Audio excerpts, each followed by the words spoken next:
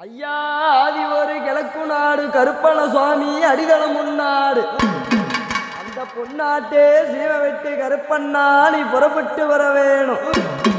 ஐயா பூத்த ஒரு பருத்தியிலே ஐயனுக்கு புள்ளிமானு மேயுதையா.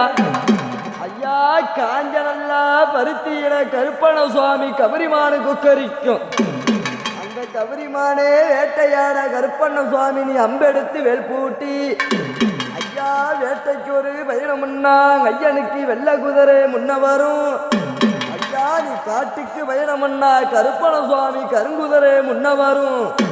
அப்பனே ஆதி ஒரு கருப்பண சுவாமி அந்த கொல்லிமலை சோங்க விட்டு இல்லாத வேளையில கூப்பிட்டு அழைக்கும் பொழுது ஐயா நாலு பக்கம் நாலு மாலை ஐயனுக்கு நடுவிருக்கும் வீரம்மாளை.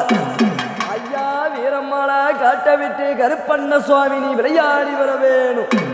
ஐயா இன்னார வேளையில நாலு பக்கம் ஓமகுண்டம் கடக சபை மேலிருந்து ஆட்சிக்கொள்ள கருப்பண்ண சுவாமி இன்னார வேளையில கூப்பிட்டு அழைக்கும் பொழுது ஜாதியான கருப்பண்ணா அவர் எப்படி வருவாருன்னா ஐயா உனக்கு வெள்ள நல்லா கருப்பண்ணா குதிரை ஏறி